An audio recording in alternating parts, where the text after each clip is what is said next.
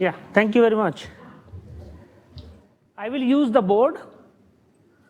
I want to go slow, not learn too much, but whatever we learn good. And so we have 3 lectures of mine, and the topic is multi-scale convergence. So it is a bit more technical what we saw so far. Why it is bit technical, that I will explain. And first of all, let's start with the observation of Edira. What she did, that this hall actually surrounded with the homogeneous material. Yeah. So she observed that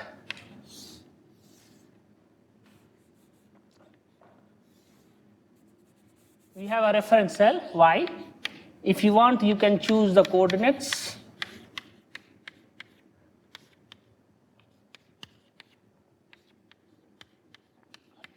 Okay, and then you construct a bigger screen like this.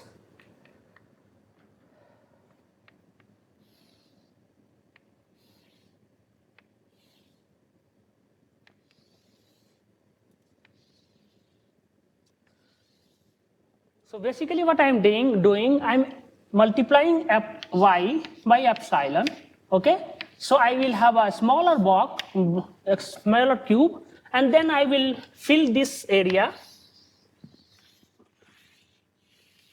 by these cubes, okay?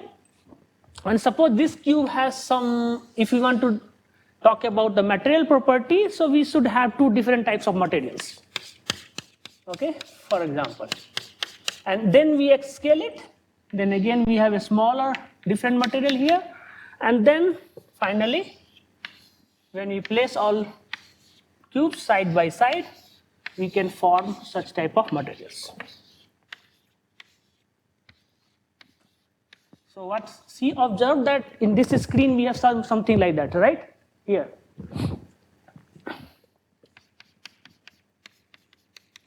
So for her it was the whole, for us it's a different material.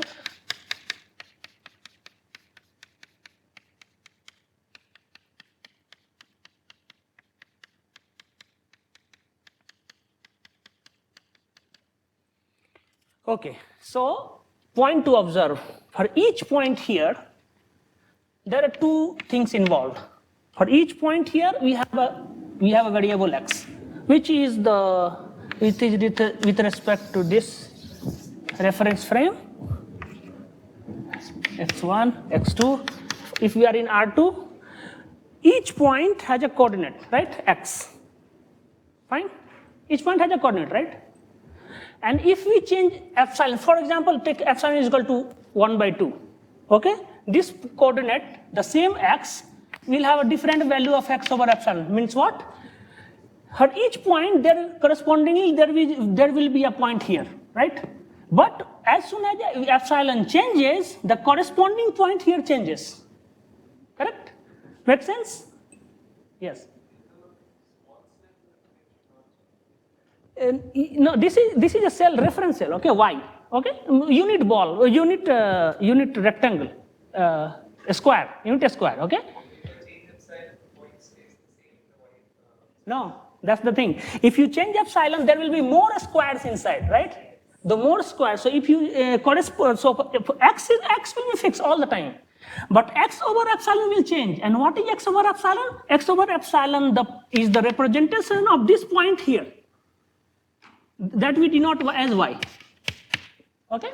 This is a different coordinate system. This is y coordinate system, and this is x coordinate system. Here, there is every point here is x, and correspondingly we have y.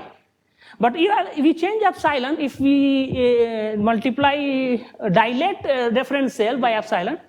Small x. Small x for the point. Yeah. Sorry. Sorry. Okay. X and small. Okay. Yeah. I am learning now. Why? It's y, no? That's gamma.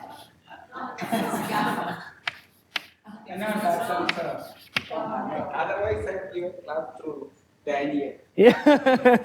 Yeah. Please ask for the lecture for. Well, I know me better. Yeah. Yeah, where I was? Yeah. So every point has two variables, x, which is from that reference cell, and there is a corresponding representation in the reference cell, y, which is changing with every epsilon. Because if you change, for example, if you take a square of 1 and you take epsilon is equal to 1 by 2, there will be 4 squares, right? If you change 1 by 4, there will be 16. There will be lots of squares. So if epsilon is small, then we will get lots of squares. So for each epsilon, there will be a different representation of the corresponding point here. What we call as x over epsilon y. This thing was called as macroscopic scale or slow variable. And here we call it microscopic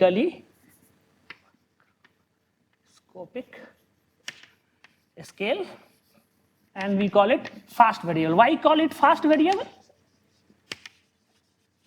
We call it fast variable because for a fixed epsilon, this is repeating many times. So you change here to here, there will be a fast change in the corresponding y. So there will be x and y. For each point, there are two representations, x and y. Agree, everybody? Okay. The second thing, so yes, question. Yeah, see now the question. Yes, chocolates are offered. Yeah. Yeah.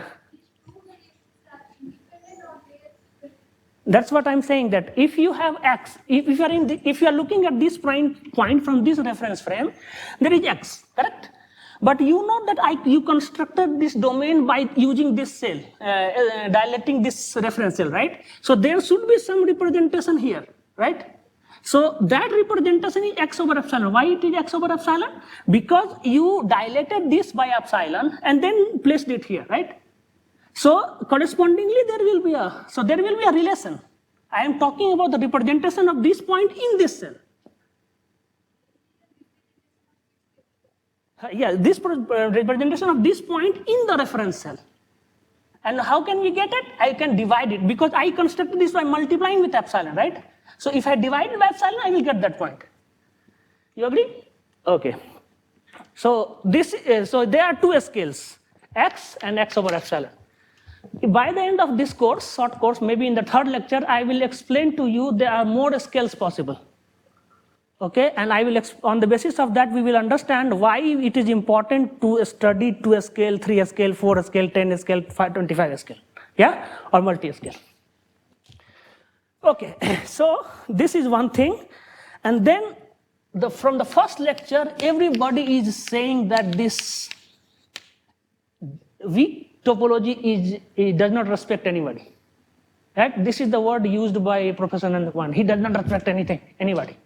Right? What he was saying, that whatever periodic function you take, f, if you choose f of x over epsilon, it will go to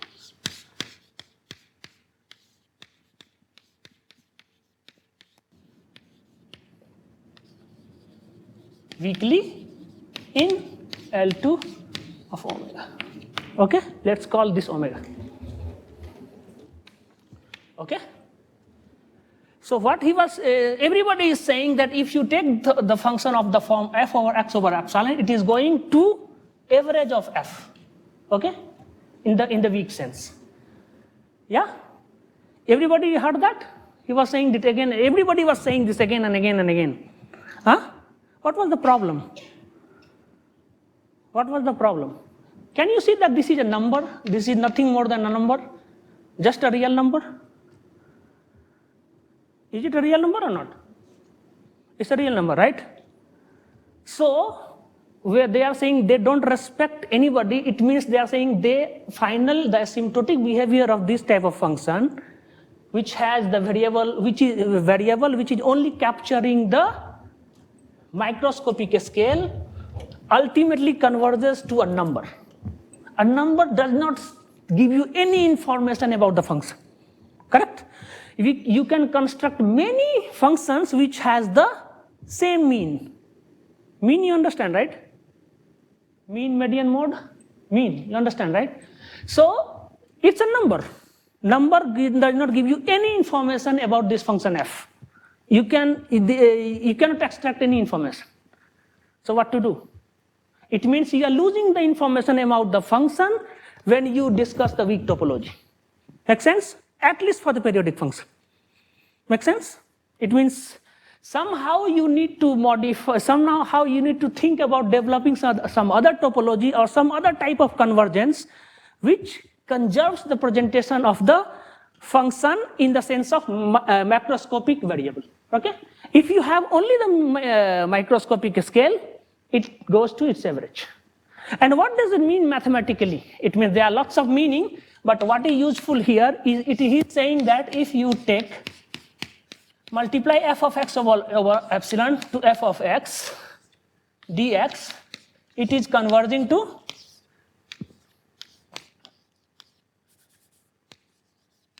y of f phi dx.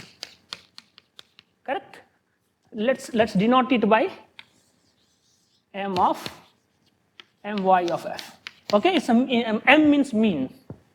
Okay, so what it is mean?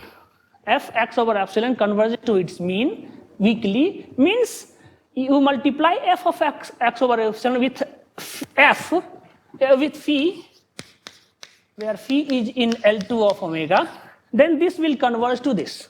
And in particular, if you choose phi is equal to 1, this will converge to the mean. So mean is there, so this is equal to, it's a constant, so I can take it out.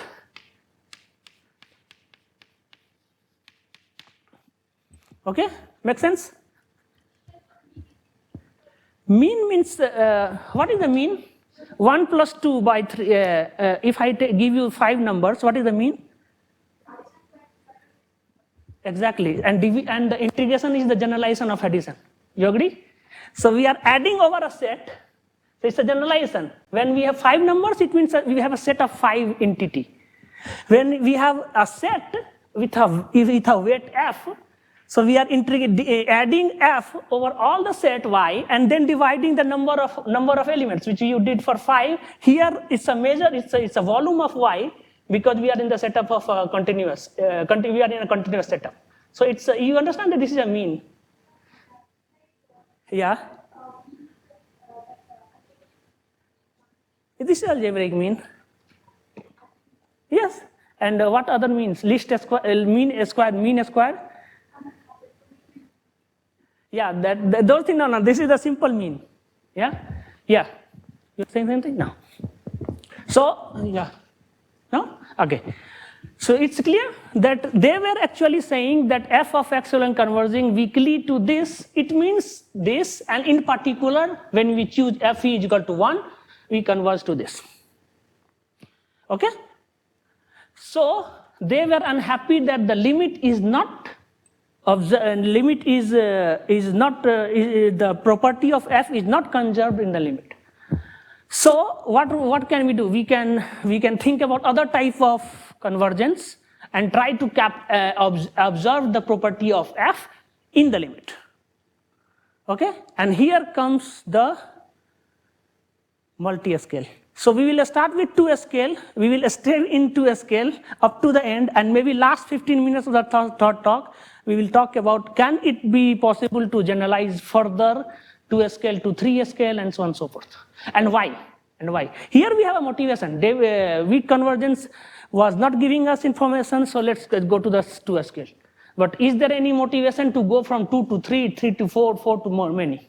Yeah? We will talk about it in the very last. So for the references, you don't need to copy any of the thing which I am writing here because it's already in many books. First book by which I grew up reading, her book. So you can see this book and you buy it, right? They will buy it. Yeah. So this is the first book which I read and I found it very easy to start with. Then further you can read the book by the classical book.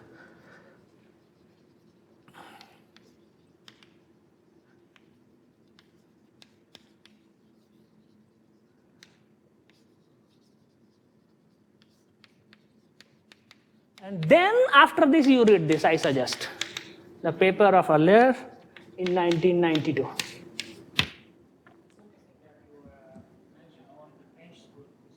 I'm not that, I don't care. As I read, I am telling you.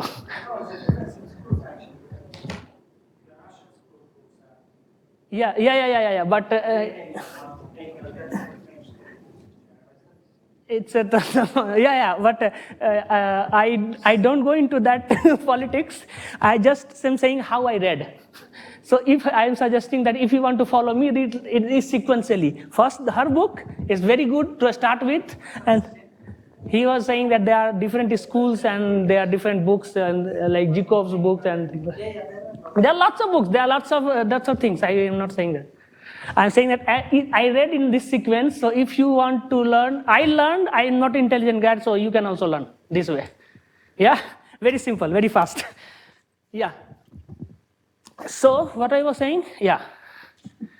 So we have a need to define another type of convergence. So you observe here, this phi was having just one variable, right? X. Okay? Phi is just having x. X is the macroscopic scale. Okay? And when epsilon goes to 0, it just vanishes. So we need to redefine the topology. So they call it weak topology. And the meaning of weak topology is in L2 sense is this. In one meaning. There are lots of meanings. Yeah. So we need to define the test function phi. In place of phi, we will replace it, the test function, with some phi which captures both the scales. What was the scale? We had two scales. Sorry, I am writing again x bigger. And then my guide will scold me that you are writing bigger. Okay.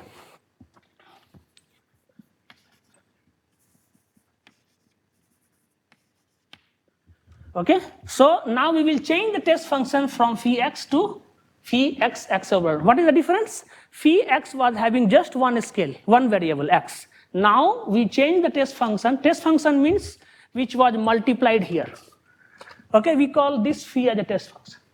Okay, why call it test function? Because it's allowed for, because we are testing it how it will behave as epsilon goes to 0. Okay. Okay. So this phi was having just one contribution from the macroscopic scale. Now we are trying to define another phi, another type of test function, which will have contribution from both type of scales, x over epsilon. Okay. But for defining this, phi must be a map from omega cross y to r, right? And it should have some meanings. Right? We cannot choose any function f as a test function, correct? Definition, at least phi should have omega times y to r, correct? Because why? Because x over epsilon is y, correct? So phi is minimum requirement for phi for the test function is that it should be a function from omega cross y to r, correct? Okay, and then second condition is phi should be y periodic. Why we need this condition? Because we want to ultimately place the second variable as x over epsilon, correct? Make sense? Yeah? Make sense the desire, what we want to do? We want to replace our test function with another type of test function which have two scales together, and to define this, we need this test function to be defined from omega cross y to r, and phi should be y periodic so that we can choose x over epsilon. Make sense? Yeah? Sí o no sé. Hay tres opciones. Sí, no, sí, no sé. You have three options. You don't understand? Yeah, because if you remember here, every point was having a representation here, right? Representation was x over epsilon, correct? Why? Because you arrange this cell in such in the period, you took it, you scale it by epsilon and place it side by side, correct? So if it is not periodic, it will not repeat. Okay? So x over epsilon we need to put it because we want for that we need periodicity in the second variable, correct? So automatically there is a problem. Earlier there was phi x, just one variable. Now we have two, and additionally we want periodicity. Okay, so complications are increasing, right? Can you feel the complication is increasing? Okay. Now, how many of you heard about the measurable functions and all? If it is measurable, if I define phi epsilon x is equal to phi of x over epsilon, it is measurable. Can we say directly or no? Suppose phi is a function, okay, measurable, fine. So I want to convey that it's not so direct that you choose phi like this, just ask for the periodicity and define phi epsilon as phi of x over epsilon and choose it as a test function. You need some regularity, okay? So first of all, let me introduce you some type of, I'm not defining all types of, where is the duster? Oh yeah. Can I do it here?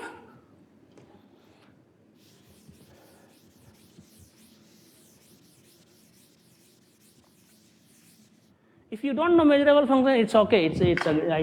I just wanted to point it out that if you define a function phi x over epsilon, and you define f of x over epsilon, you cannot choose directly as a test function. You need some regularity. Okay? So let's define. So this is a test. So you know what you remember what was L2 space, L2 omega? L2 omega was the functions defined from omega to r such that f modulo square is less than infinity. You remember this? Now, since so L2 omega cross y, what it will be? F is a function defined from omega times y to r, omega f modulus square omega times y dx dy less than infinity. Okay? Can you define this? Now, as I said, we need more regularity. Okay? There is a whole discussion behind it, why we need, how we will get it. But I am just trying to point out that if we need regularity for one variable, we need to define the spaces like L2, omega, continuous, y has means periodic. It means we divide a function to r such that f of this is continuous and f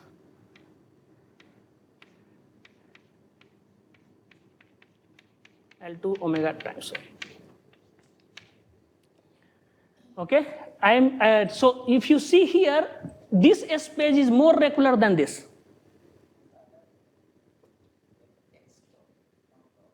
Sorry. X dot, this is the advantage of the advisor being in the audience.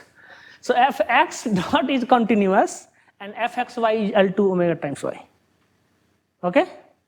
So it means for every x, there is a continuous function. And the domain of that continuous function is y and it's periodic. So as I was saying that we need more regularity, it means if you observe here, they have continuity in the second variable, but in the first variable we just need L2. Okay? And L2 is less regular than continuous. You understand? You are familiar with this? That L2 is less regular. It means if you have a step function that is less regular than continuous, right? So something like this. L2 is less regular than continuous. So if you see here, we have continuity in the second variable. It means in the second variable, we need more regularity than the first variable. Okay? So for this phi, we need periodicity we asked, and now I'm introducing a space which gives us more than periodicity, it gives us continuity. Okay, why I am introducing this? That is not possible to explain now, because that needs lots of regularity. I need to define why this is measurable and why we need continuity for it to be measurable and things like that. So for the time being, let's ignore it, but just try to understand that this space has L2 here, but little more regular in the Y variable. Okay, and let's try to define a new topology, which is called two-scale topology, for getting rid of the difficulty which was arising in the weak convergence. Everybody with me? Or got lost? Who got lost? Okay. So let's define the two-scale convergence. Can I remove this?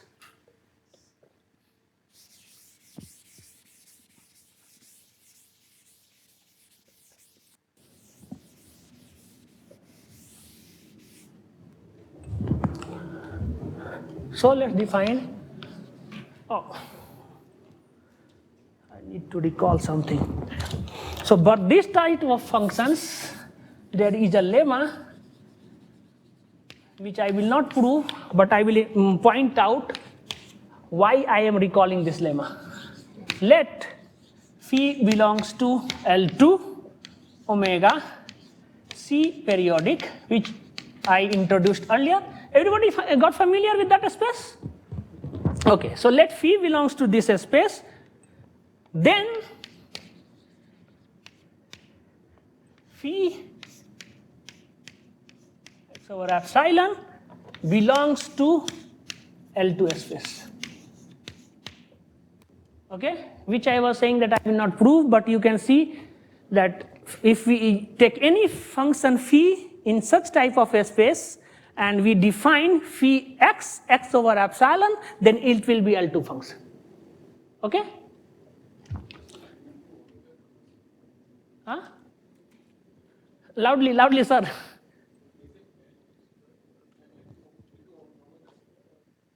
Omega square, why omega square? No, look at here. It's the same space.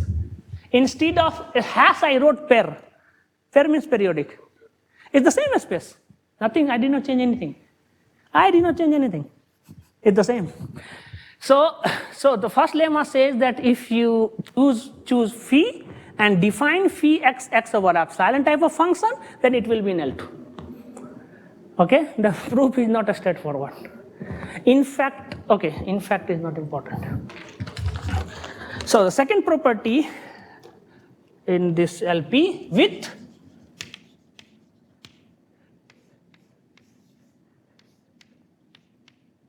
this function, the norm of this is less than the norm of phi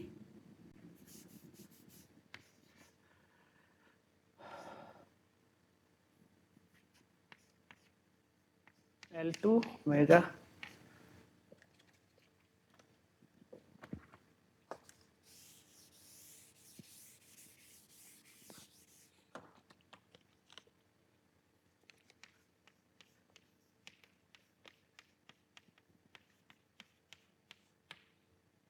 the norm of this function in L2 is less than, because this is a function defined from omega to r, right?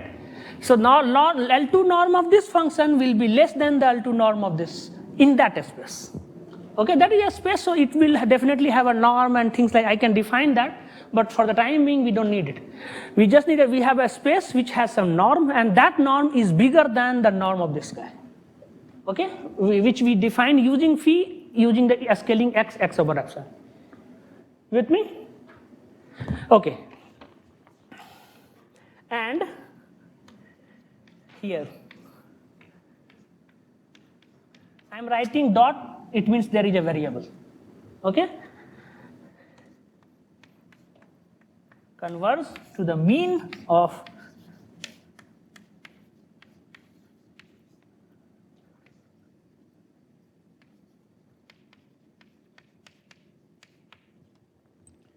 So if you define using any phi in this space a function like this, the norm of this will not exceed the norm of this in this space, as well as f of x, x over epsilon will converge weakly to the mean of this, right? To the mean of the function.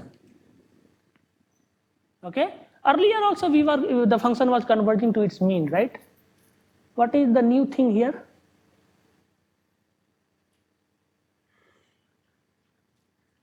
What is the new thing here? Is it a constant or is it a function? Phi it is a function because we have a dot here. Right? It's a function. We have a dot here. What happened because of that dot? It is not a function. What does it mean? We have the representation of x. Earlier it was a constant, real number. So they were not showing any property. They were not conservation of any property of the microscopic level. But now we have not a constant, we have a function, and that's why we have a representation of a x variable. Make sense? Okay. Number 2. Suppose phi xy belongs to is equal to phi 1x, phi 2y, phi 1 belongs to ls omega, phi 2 belongs to lr periodic y with 1 rs is less than infinity and 1 by r plus 1 by s is equal to 1 by 2. Then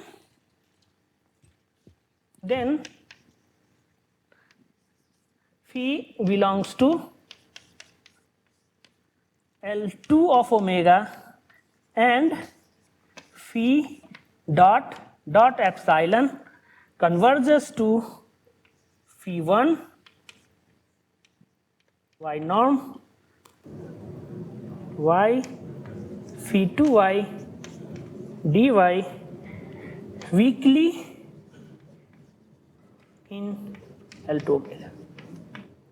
So in this part of the lemma, if we can separate phi in two parts, it means if phi has the representation of macroscopic scale in through one equation and microscopic scale through another equation, and if we construct it phi like x over epsilon as a multiplication of two functions, then it's clearly visible that there is a function who represents the macroscopic variable multiplied with a constant, which is the average of the function at the microscopic level.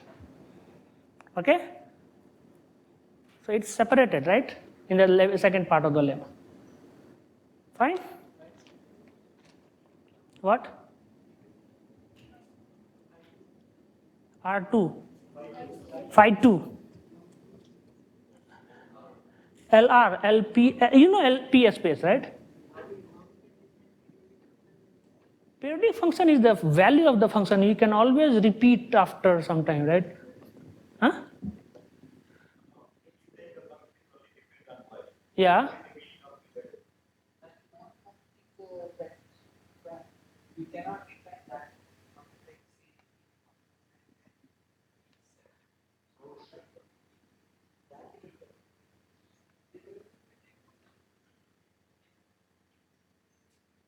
No. Periodicity is a value of the function. He is saying more technical thing. I'm telling you not to go there. Okay? What is the periodic function? Sine is periodic or not? Sine is periodic of 2 pi. Similar way, if you define a function here, can you extend it periodically all the way? The same thing. But he is seeing something in a more mathematically sophisticated way. He defines C infinity function and then you take the norm and things. Yes. Almost everywhere defined means what? It's defined everywhere, but on the zero measure you can change the value. Yeah. You need to go to the infinity function.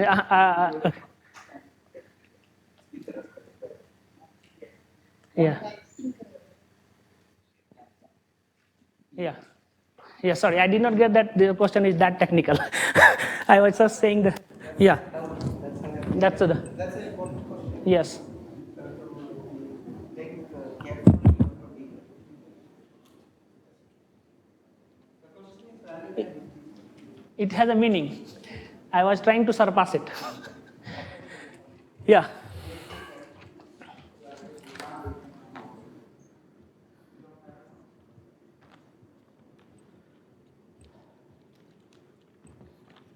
So now we saw the problem first in the weak convergence, then we understood the requirement of a function which it comes with the two scale together, then we defined using the spaces phi, x, y, and then we asked the periodicity continuity in the second variable, and then we constructed phi x x over epsilon, and in this lemma we have some property of that type of test function.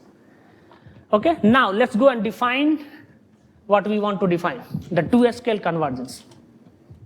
Can I delete this here? Yeah?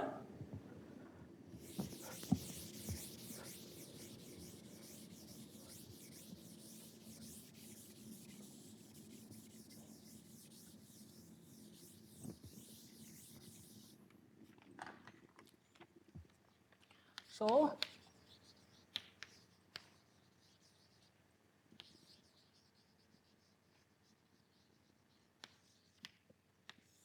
two scale convergence definition.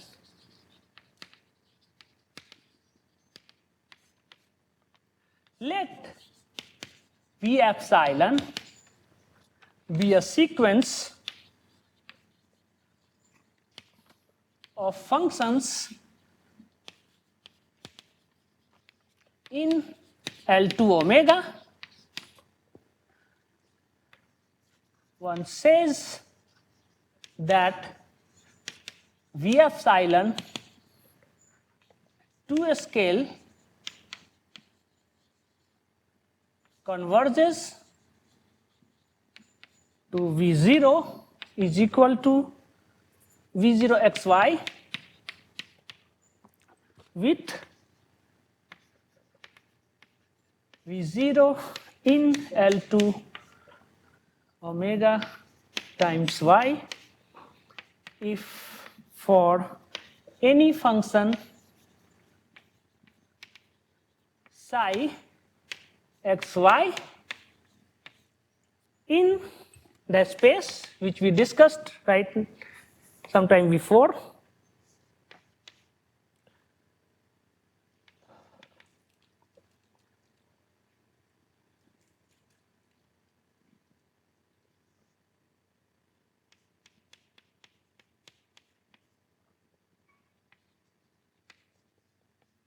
One has limit epsilon tends to 0 omega v epsilon x psi x x over epsilon dx is equal to 1 over y omega y v0 xy psi xy. Okay, so earlier we were having v epsilon phi x converging to v0 phi x, and then we observed that that's not working.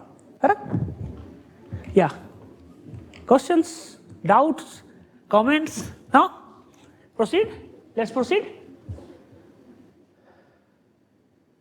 Take 30 seconds to absorb that definition. I took 7 months.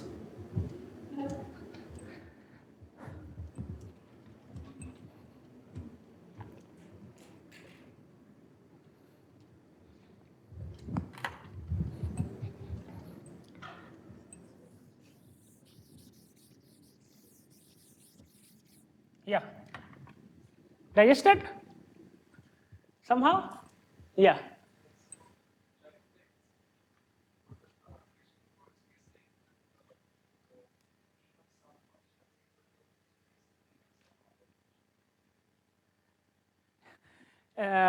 No, Yeah, so you are saying the mathematical expression in a certain language.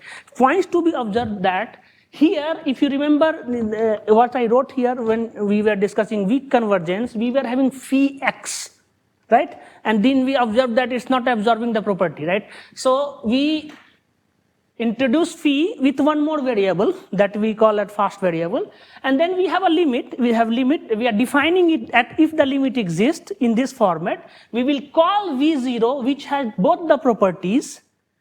Okay, it's not a constant. It has both the properties x and y, representing both x and y, and we will call that this is a two-scale convergence. We are just defining in that way. Okay, digested? Wow, very fast. Digestion is very hi-fi. Okay, so few remarks. Remark number 1. If I denote this one by a star,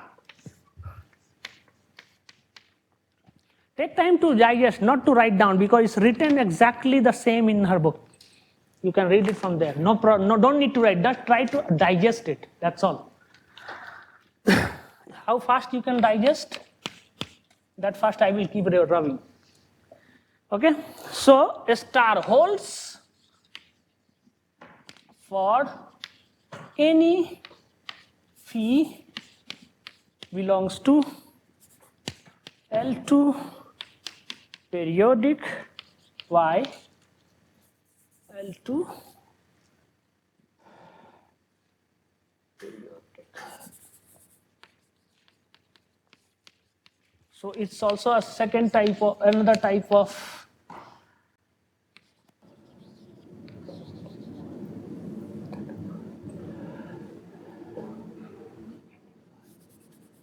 because of density. These points are for the people who are already familiar with the notion of two-scale convergence, because I did not define it, but this space, but you can similarly, as we defined L2 omega, so what it changed here, now we are asking continuity for omega for the slow variable, and we are asking just L2 for the slow variable. Yes.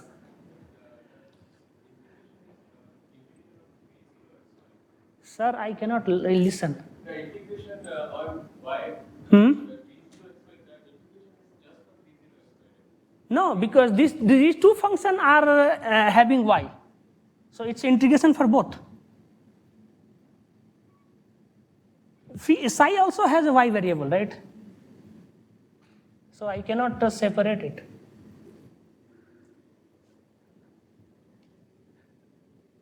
Correct? Got? Did I get your question?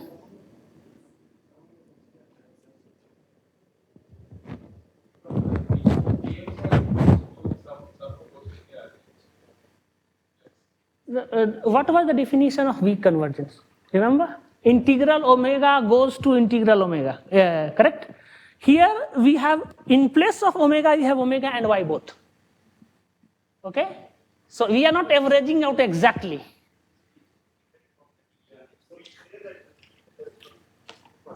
Yeah. Yeah. So that's why it's true for all phi. For any phi.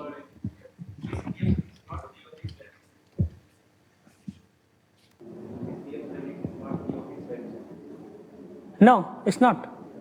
It's not. That's why I'm saying that it is conserving, it has representation of both variables, x and y. Okay? We have some sort of change the space from omega to omega to y. Okay? Yes, density will come from, actually this definition is true for C infinity 0 type of omega C per y. So that is true for that type of function. That type of function is dense in this space, and so the regularity stuff for the time on, forget it. That's why I said that this remark is for the people who already understand the regularity stuffs and already familiar with the 2-scale. Okay? So this remark is for the experts who already know the things. Okay? So for the time being, you just consider that you have a test function, you want test a space with the functions which have two variables, which are representation from two variables, fast and slow, periodicity in the second variable, and some regularity in one of the variable. Okay? Fair enough? Okay? Let's go. So second remark is, if this is a relation, second remark about the relation between 2 scale and the weak convergence.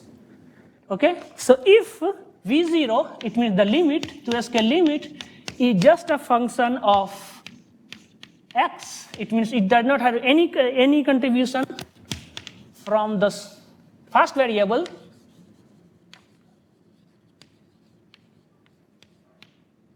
then V0x is also the weak limit of V epsilon. Can you observe it very quickly? If the limit, if the 2 scale limit, V0 is independent of x, if it is independent of x, is the 2 scale limit?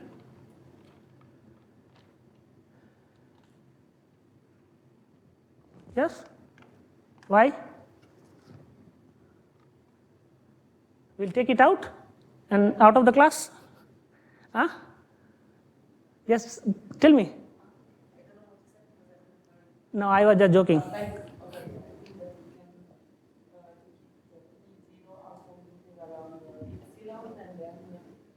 And then?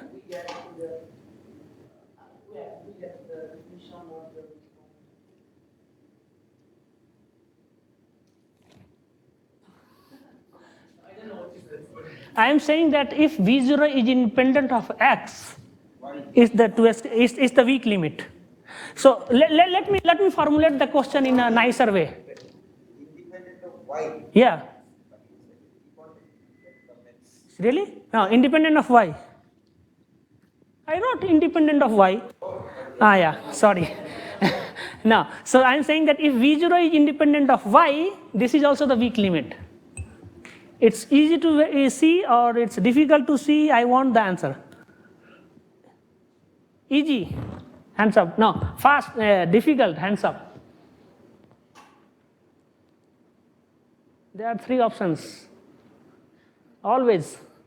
I know, I don't know, I am confused. I don't want to know. Yeah? If you can observe that, believe me, half of the work is done. I took two months. No.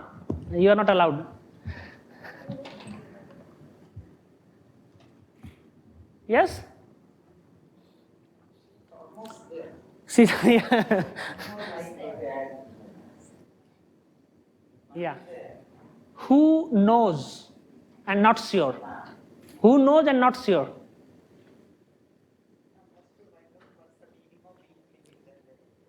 I wrote weak definition.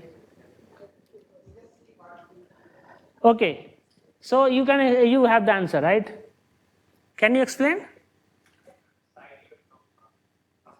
Exactly. So if we choose,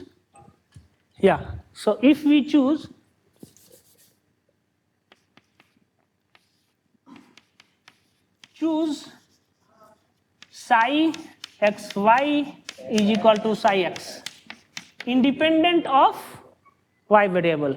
So if something is independent, it means it's periodic and it's everything. It's smooth and everything. Correct?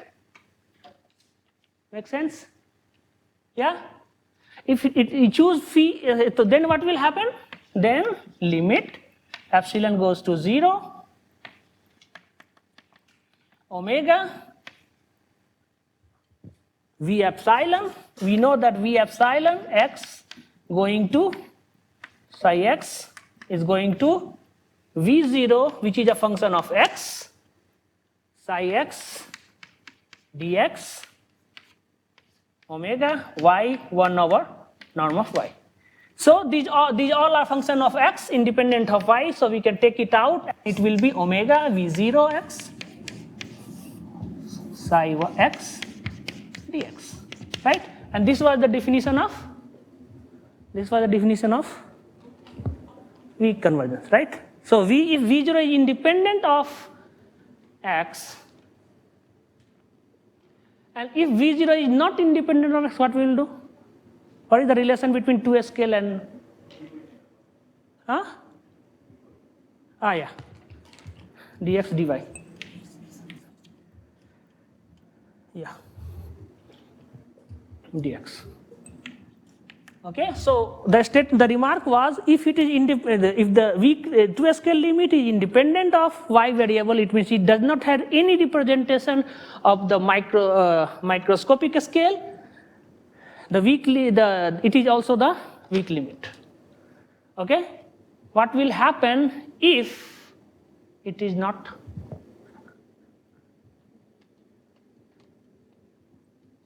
Can we connect to a scale limit and weak limit if V0 has both contribution x and y?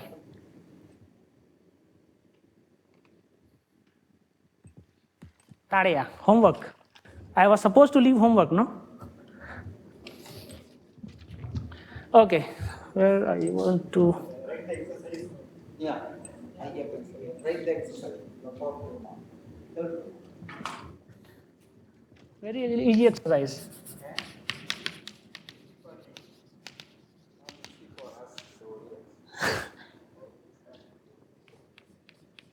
What is the? No. Ayappan will give the answer. What is the relation? He is the conductor of the discussion meeting, no? What is the relation between to a scale limit and weak limit? It is just not a question. It's a topic to explore. One dimension. One was that if it is independent, it is exactly the 2 scale limit, weak limit. Yes, weak limit of V epsilon.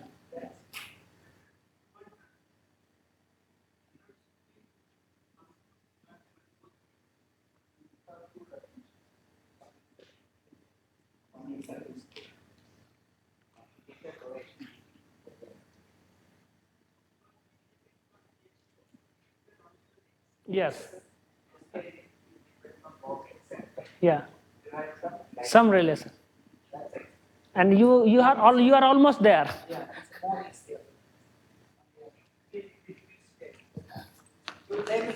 Yeah. Tomorrow, and you need to show me. Okay. What I was saying? Yeah, remarks.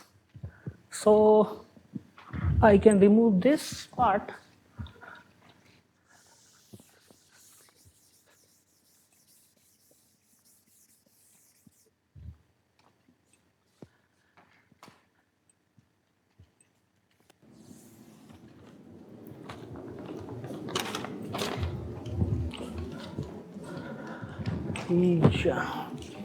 So here we go for the first most important theorem.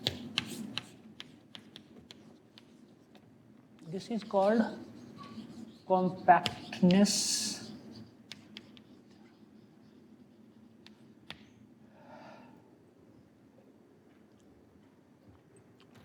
Let V epsilon be a bounded sequence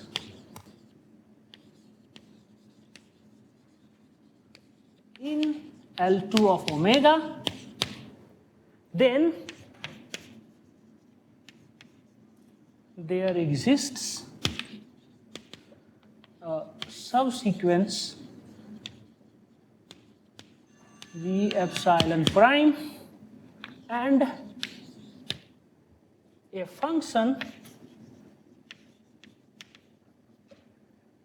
V0 in L2 omega times y such that V epsilon prime 2 scale converges to E0. So let's talk for a few seconds about this theorem. You are familiar with the compactness argument or theorems? In R, then Rn, and then LP. Huh?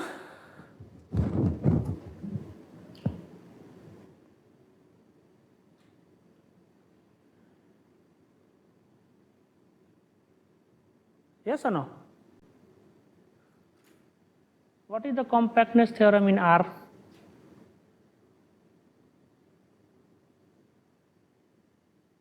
I want this answer. I want now. What is the compactness theorem in R? Anyway, who knows? Raise your hand.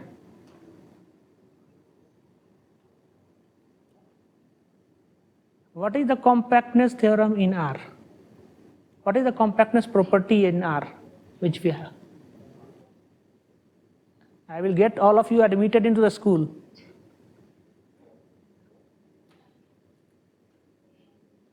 Who knows? Raise your hand. Can you explain him? Yeah, her, the lady first. Yeah. What is the theorem? Every bounded sequence has a convergent subsequence. And this is true for the R. Okay.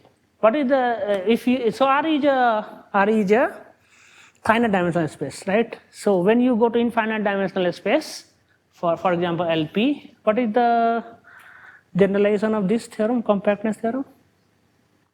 If you have bounded sequence, you have convergent subsequence, right? Right? It should be the generalization. Really? Okay, let's stick to L2. If you have bounded sequence, then you have convergent subsequence, right? Okay, I'm giving a statement. You should say it's right or wrong. Every bounded sequence in L2 has a convergent subsequence. Yes or no? School? Which school you want to go? Every bounded sequence has a convergent subsequence in L2. Right? Okay, then I will go to school. Yeah, so what is the correct statement? Huh? What is the correct statement? Brasso Sariva, hands up. 1, 2. Ayappan does not know. Yeah, tell me. Exactly. So, can you see the similarity with that statement and this statement? Here I am saying that if you take any bounded sequence in L2, you will have a subsequence which will converge into a scale topology. Yeah? Okay? Very nice. Proof? How much time I have? 30 minutes. Can I do the proof that fast? Let's see. Yeah. So proof. Let's define. It's clear the statement, right? You have a bounded sequence of functions in L2, then you will get a convergent subsequence in the 2 scale topology. It means that subsequence will converge 2 scale to something. Okay? Clear? Yeah. Let us define, to prove, let us define linear functional V epsilon from L to omega C periodic Y to R. How we define it? We define it like V epsilon phi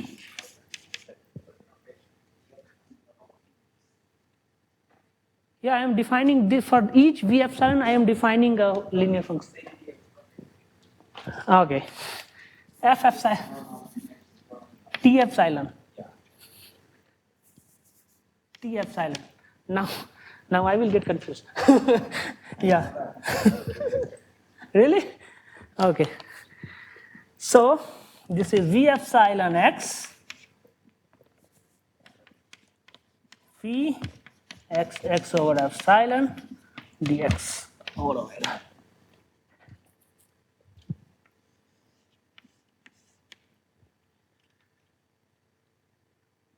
Yeah. So from the earlier discussion, it is clear that if we take any function phi here, we can define phi x over epsilon, and that is making sense according to the lemma. And then we define a linear functional from this space to R as T epsilon phi e.g. The action of T epsilon on phi is in the form of integration with the help of V epsilon multiplied by phi and integrating it over the omega. Is a linear functional? Yes or no? It's linear, right? Pretty much linear from the definition. Can I delete it here?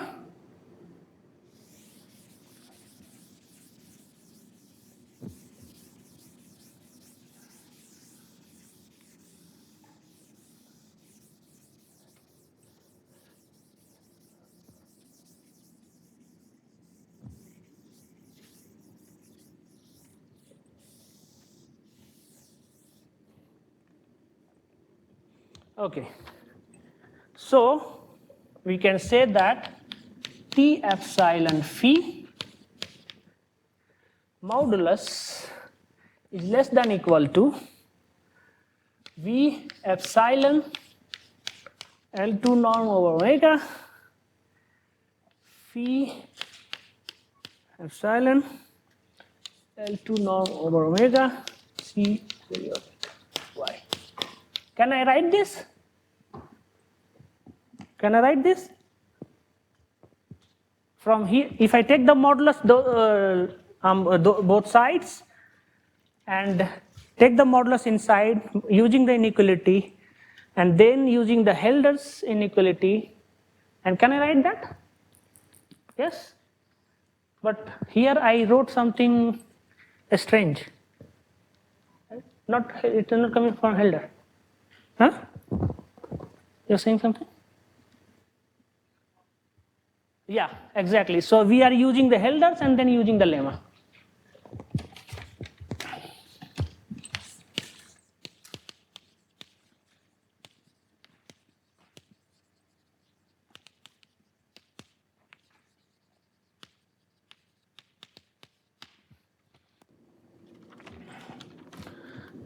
So by doing this, since V epsilon is a bounded sequence, it's the hypothesis, right? It's a bounded sequence. So we can write phi epsilon phi less than equal to some constant into phi L2 over omega C periodic Y. Okay, what does it mean? What does it imply?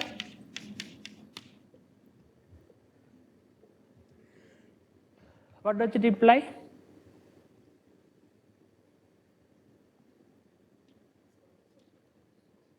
What does it imply? Anybody? The function is continuous and the bound is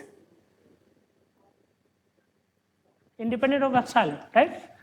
So T epsilon norm of as T omega C periodic Y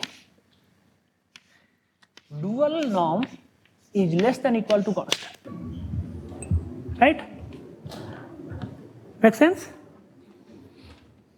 If you get lost, let me know. Yeah, I will retrieve it. So from here, since this has some property called separable space, there exists a subsequence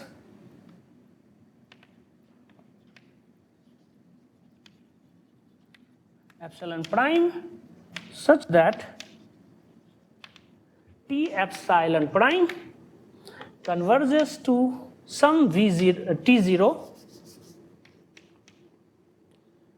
weakly star in L2 omega C periodic Y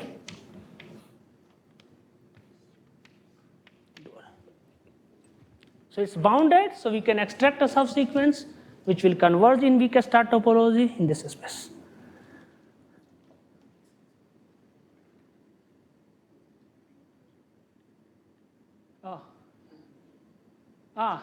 Down, okay. Yeah, you should tell me, no problem. I was not knowing this. Your mistakes are. Yes, sir. Everybody is watching my mistakes. That's the problem. Yeah. Yeah. So he said to me that if you write above this, it's blur. Yeah. Yeah. Let's come back to the mathematical part. Yeah, sir.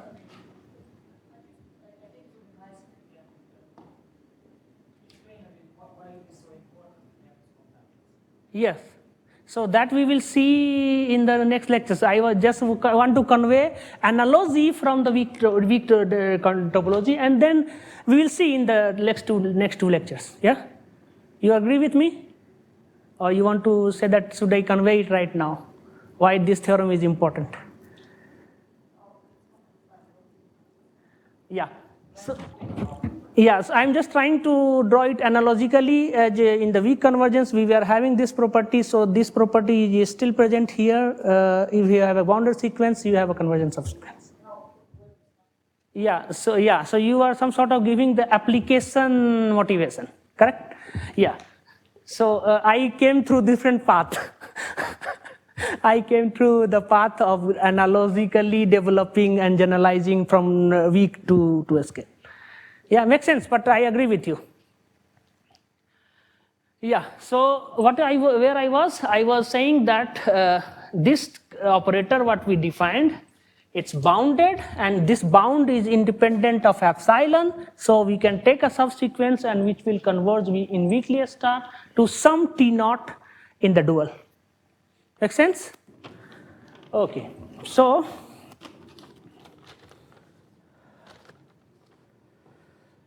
equivalently, I have to write below.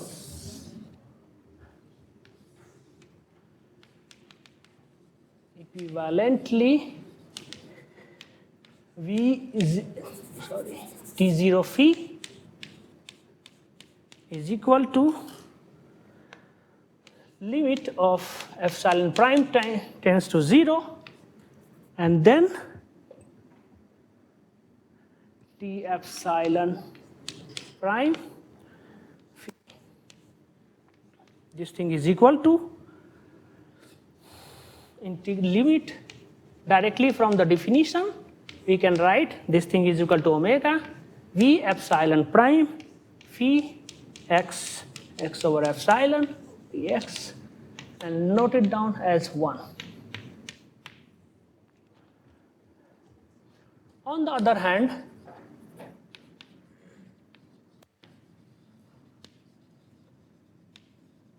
limit epsilon prime tends to 0 omega v epsilon prime phi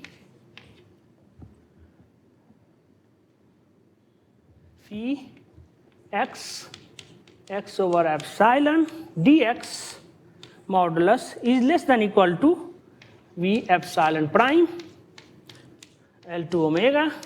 Of course, we have limit phi dot over epsilon. I am getting this using Helders.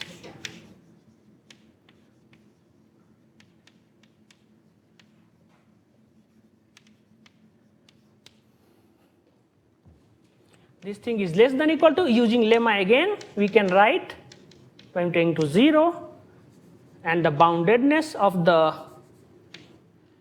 sequence, we can write phi dot over epsilon L2 over omega, and basically this is less than equal to constant into phi L2 over omega using the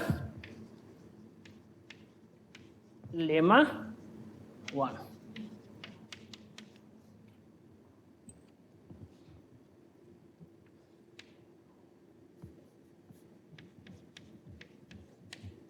Okay,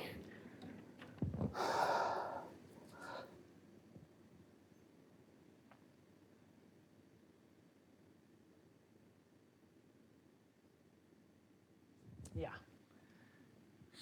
So steps are clear? I will explain why I am doing this, but the steps are clear? I took the norm, I used the Helder, I used the lemma, I used the boundedness of this, and then I arrived here. And this is true for any phi in that space. L2 of omega, C periodic, Y. Okay? Anybody remember how can we extend this to whole of L2 omega times Y? So what is the information we are getting from here?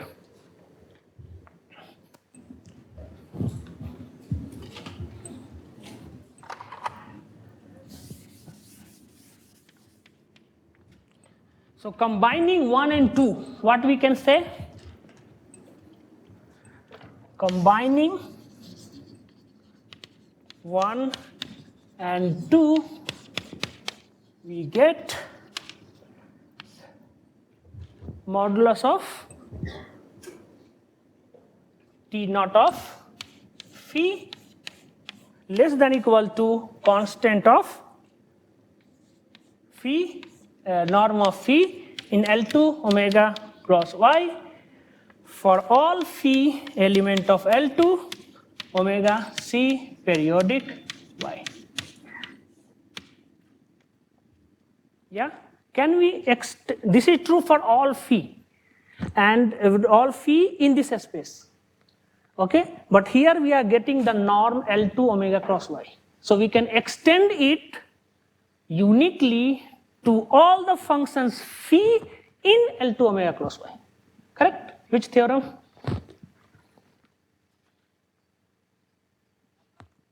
Very good. So we can extend it to the whole of L2 omega cross Y. And so now we can define T0. We can say that T0 is a function from, is a linear operator from L2 omega cross Y to R. What does it mean? Ridge representation theorem, something like that.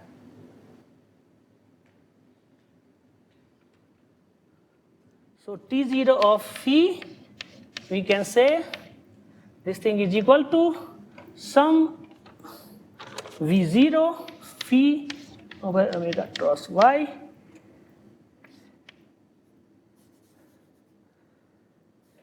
where V0 belongs to L2 omega cross Y, and this is true for all phi belongs to.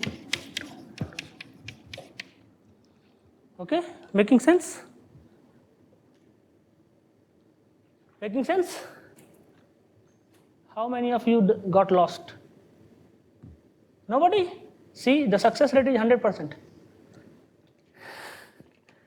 Yeah, so T0 is, we can extend T0 to whole of L2 omega cross Y. So we can always find a representation V0 in L2 omega cross Y, and we can always represent T0 phi as the integral of omega times Y V0 phi. Make sense? So far so good? Questions? Okay, how much time I have? 10 minutes? 15, yes. So where should I delete? Maybe here?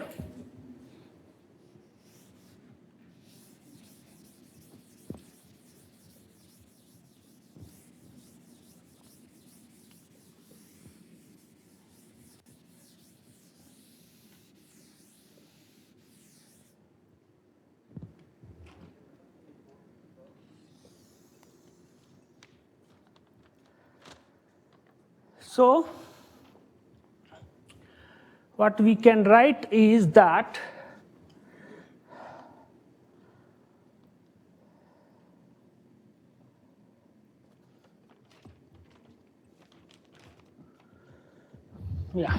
so if we denote it by equations number, I forgot. I denote it by 4, and this one V0 phi which I wrote there, Where was our V0 phi? I deleted it. So combining 1, 2, 4, we can write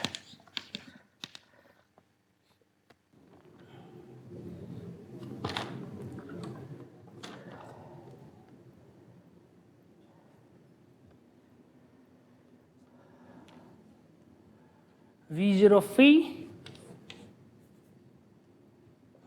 omega y V0 phi v x y v f x y phi x y dx dy is equal to limit of epsilon prime tends to 0 integral over omega v epsilon prime x and phi x over epsilon dx. Correct? I'm just representation T0 phi I am writing as a V0 phi, and it was the limit of the subsequence of operation of T epsilon. That's all. Yeah? See? Yes or no? Yes? It was this was the format. We took the limit, we found the subsequence, and there was a limit point. Using representation theorem, we found that the limit point can be represented using L2 function. And I am combining all the argument, I just wrote that as a limit equation. Making sense? Not making sense? No? If it did not make sense, let me know. When we are confused because there are two spaces, that is why Ravi, right? No, but they are agreeing. Yes? No, I'm waiting. If you have confusion, let me know. Since it is not a conference workshop, it's a meeting, so let me know. Yeah?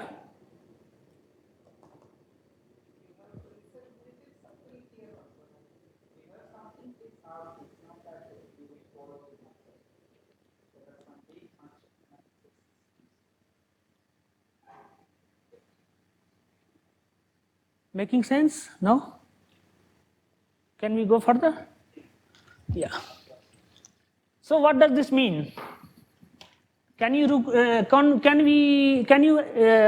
find some information from this limit equation to the definition of two-scale convergence? What was two-scale convergence? What was two-scale convergence?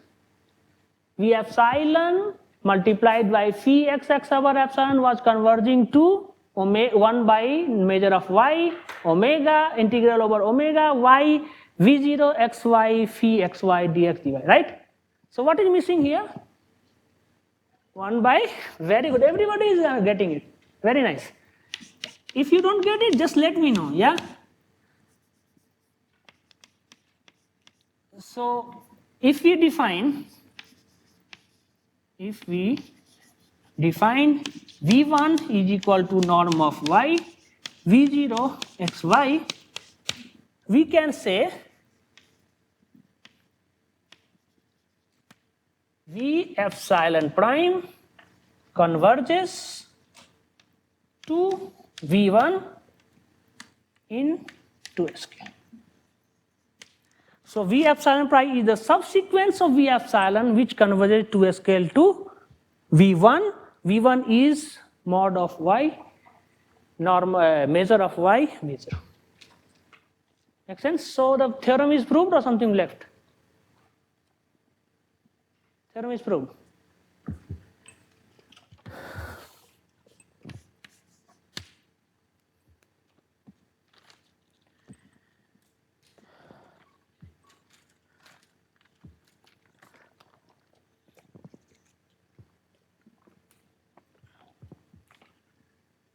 So the compactness theorem is true even in the 2-scale topology.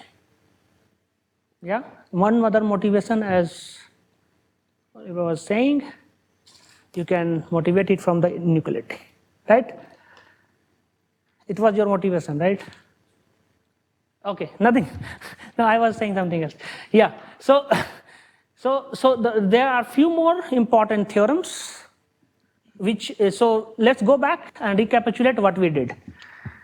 We were having problem with the weak convergence because the representation of the macroscopic variable was not visible, right? So we chose to change the topology from weak topology to the 2 scale. We defined 2 scale, and we saw that some of the properties, for example, compactness, there are many properties, it follows automatically. We also saw that there is a relation between weak topology, weak limit and the 2 scale limit. And then we saw that the compactness theorem, the important, there are lots of other theorems about the properties of 2 scale convergence. One of the most important is the compactness theorem, and we saw that is true for the 2 scale topology, right? Now, we have to see that does this 2 scale topology conserves the macroscopic phenomena or no? Because this was the motivation to start with, right? This thing we will do in the next class. And then in the final, we will apply this, all the properties what we will learn in the next class. In the third class, we will apply it for the 1 dimension case and try to compare what you saw already by different methods like multi-scale, Tartar you will see. And we will try to see that with 2 scale, are we getting the same or not? And if we are getting the same, what are the advantages to use the method? Yes? Yes? So if you have any question, comments, you can ask me now, you can ask me later, anytime. Feel free to ask me anything. Even if I am not knowing, it's not a problem. I will try to know and find the answer. Yes.